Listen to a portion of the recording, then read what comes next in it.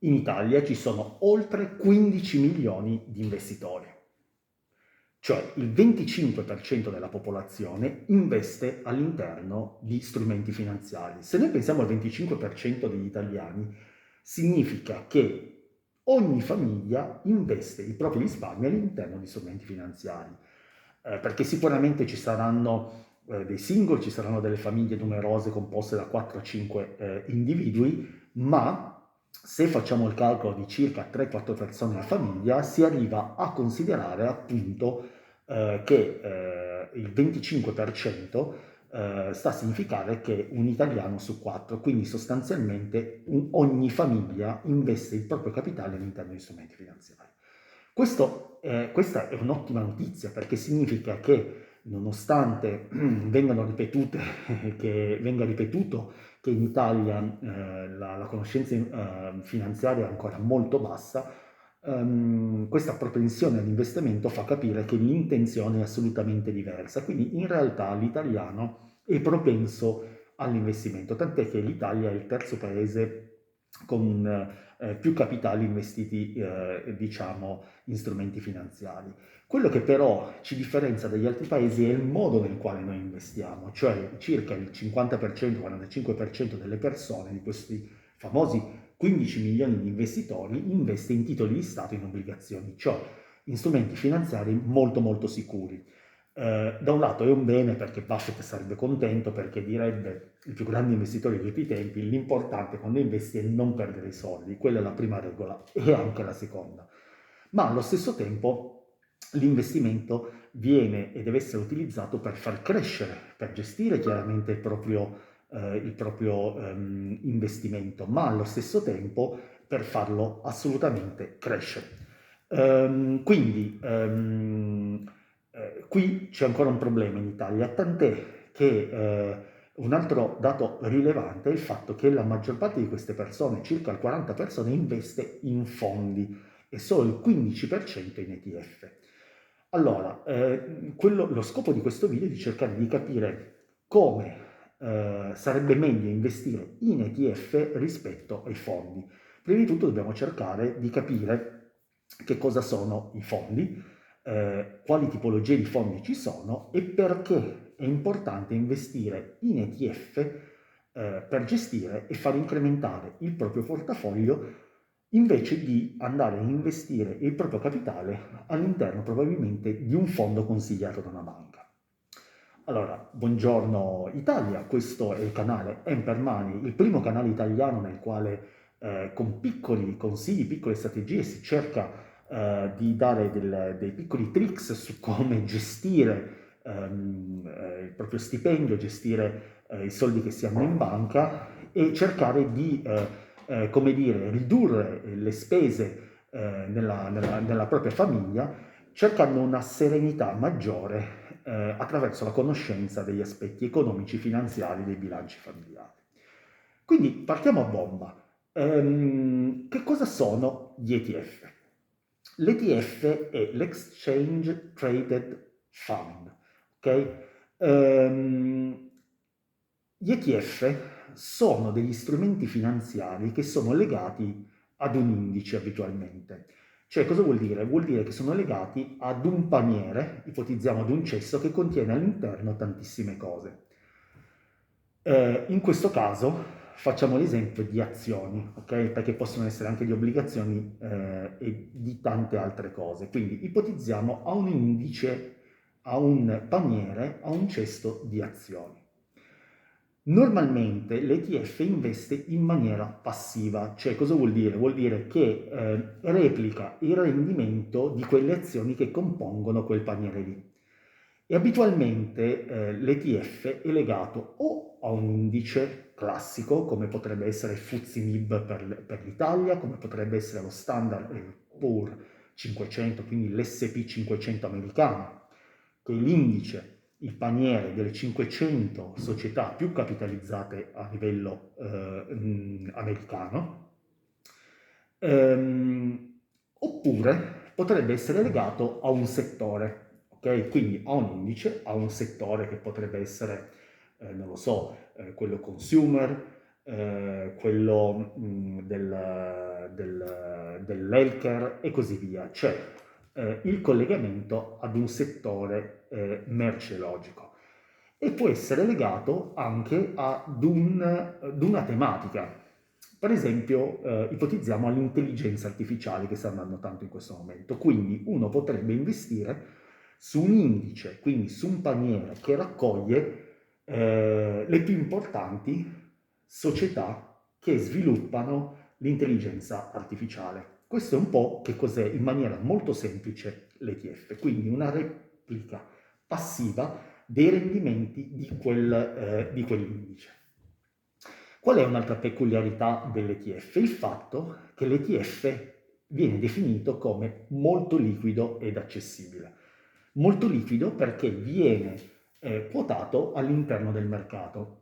A differenza dei fondi, gli ETF sono quotati in borsa, cioè avendo un account, avendo un conto all'interno di un broker, quindi all'interno avendo un conto corrente, un dossier titoli all'interno di una banca, si può comprare un ETF all'interno del mercato perché è quotato, cioè ha un valore, ok? E soprattutto è accessibile perché essendo quotato sul mercato l'utente, il cliente lo può comprare in qualsiasi momento della giornata durante l'apertura appunto della borsa. Okay? Quindi una peculiarità molto importante è anche quella di dare l'opportunità di poterlo acquistare nel momento nel quale si vuole. Poi un terzo aspetto molto importante è il fatto dei rendimenti, cioè la considerazione dei rendimenti. E vorrei spiegarla attraverso la comparazione tra gli ETF e i fondi che abitualmente ci consigliano e ti consigliano in banca. L'ETF ha la peculiarità di replicare un indice, un paniere, quindi abitualmente è una cosa passiva e tu fai i soldi che quell'indice riproduce.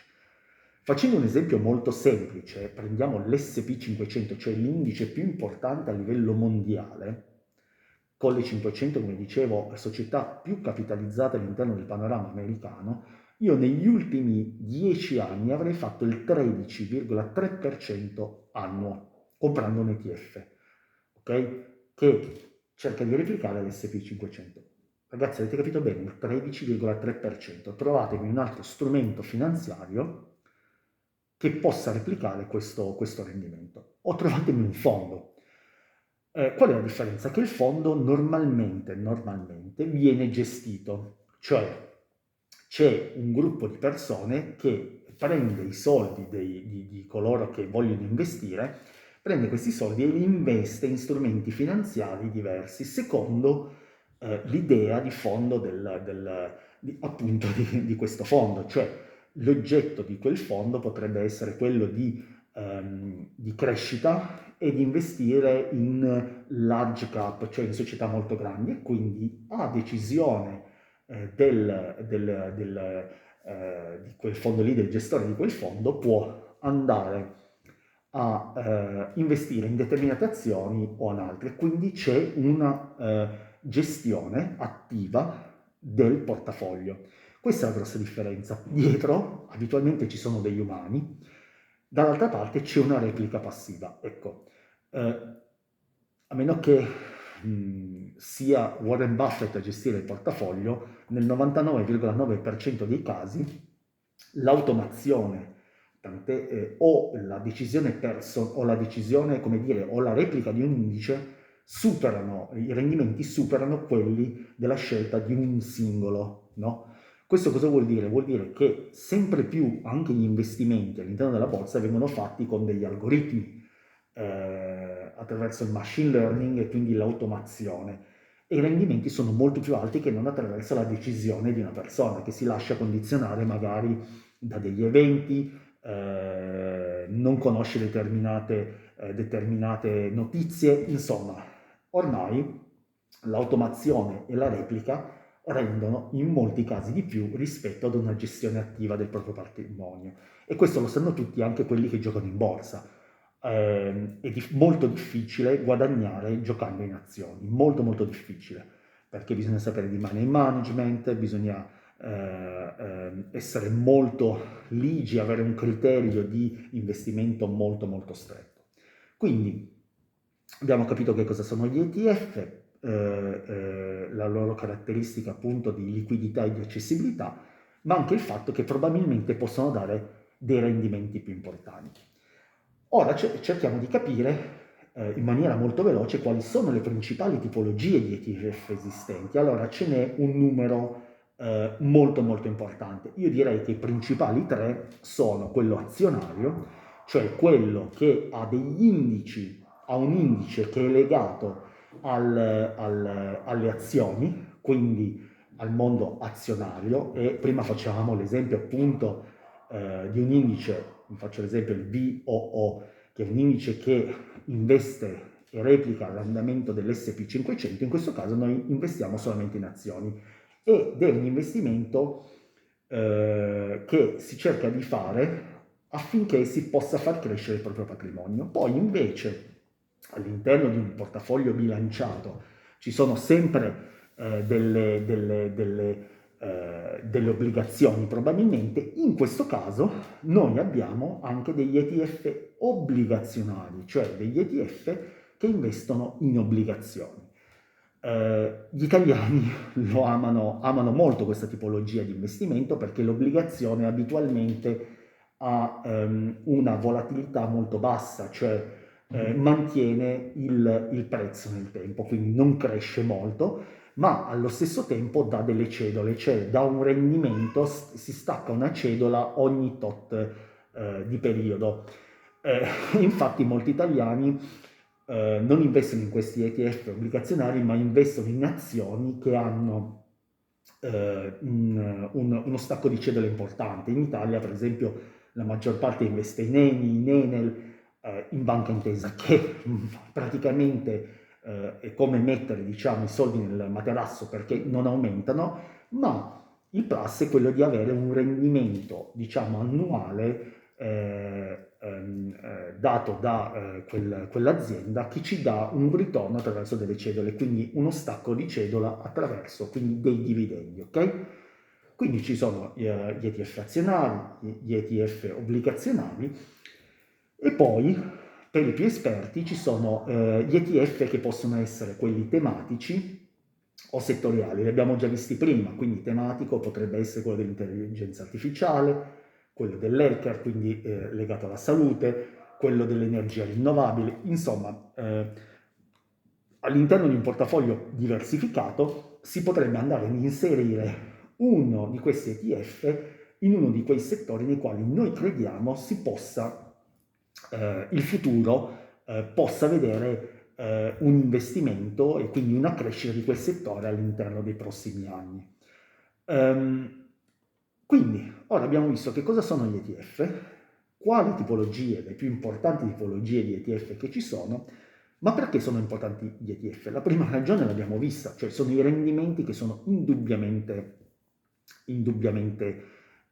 alti, ma allo stesso tempo non solo i rendimenti sono alti, e secondo me più alti della maggior parte dei fondi, ma anche i costi sono molto molto più ridotti dei classici fondi che colui che lavora in banca ti propone per far guadagnare la banca. Ok? Questo perché? Perché il costo abitualmente di un ETF va dallo 0,02% in su allo 0,5%, ok? Quindi costi molto contenuti all'anno, molto contenuti.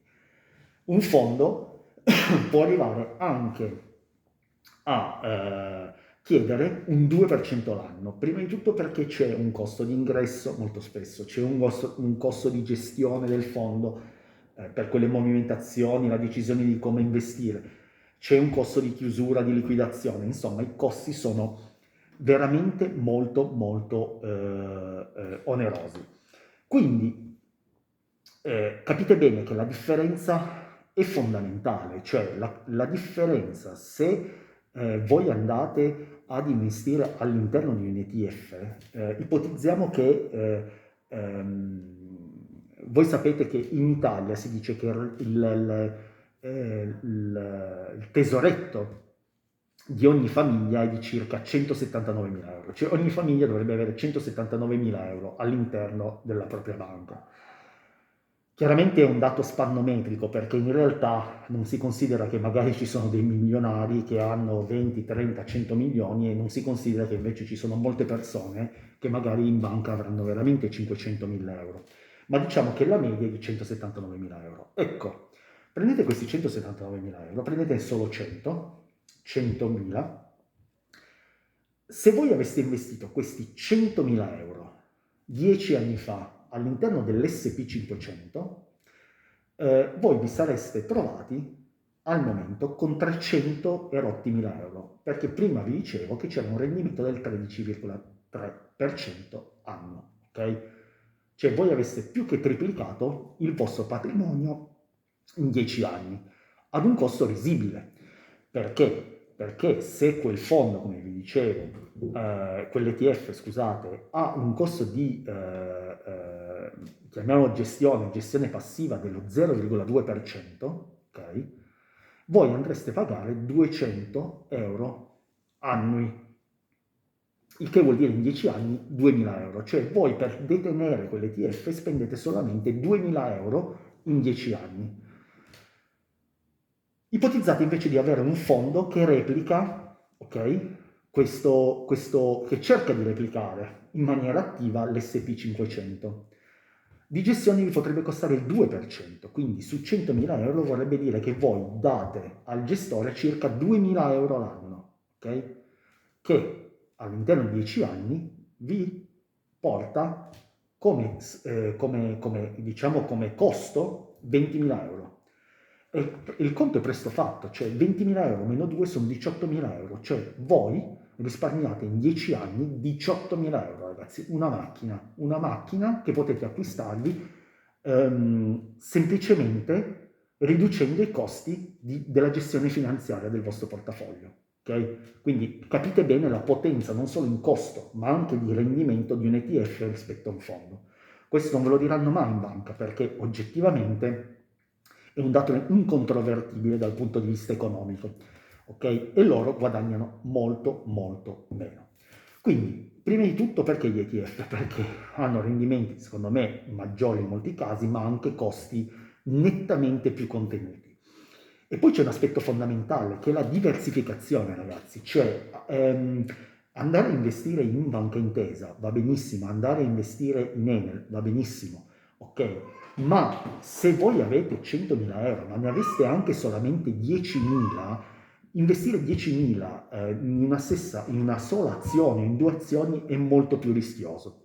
Questa è una delle leggi fondamentali dell'investimento, cioè cercare di diversificare, non over-ottimizzare, diversificare, ma cercare di diversificare, cioè ridurre i rischi in azioni diverse o in investimenti diversi, che se va male uno, l'altro comunque tiene a galla il portafoglio. Ecco, è proprio questa la ragione di investire anche in ETF. Non è solo il rischio, cioè non è solo il rendimento o il costo che danno ottimi risultati, ma anche il fatto di poter diversificare comprando un solo elemento in, per esempio, 500 azioni. Questo è un altro aspetto fondamentale. E l'ultimo aspetto che mi sento caldamente di sottolineare è l'aspetto della flessibilità e della trasparenza. Cioè, attraverso l'acquisto di un ETF voi sapete perfettamente cosa c'è all'interno di quell'ETF, dove si investono i soldi, mentre nella maggior parte dei casi, investendo in fondi, non si capisce. Molto spesso si investono in derivati, molto spesso si gioca a leva, cioè si investe più di quello che ha, molto spesso non si sa dove vengono messi i soldi. Quindi ragazzi, è bene che si incominci a ragionare per il proprio futuro anche aumentando gli investimenti all'interno di questi strumenti finanziari fantastici che sono gli ETF. Certo, bisogna sempre farsi aiutare da qualcuno di esperto, ma per il proprio futuro, proprio e dei propri figli, investire in ETF è un'ottima soluzione. Ragazzi, io vi aspetto su questo canale, se vi è piaciuto iscrivetevi e scrivete nei commenti che cosa vorreste che io parlassi per il futuro.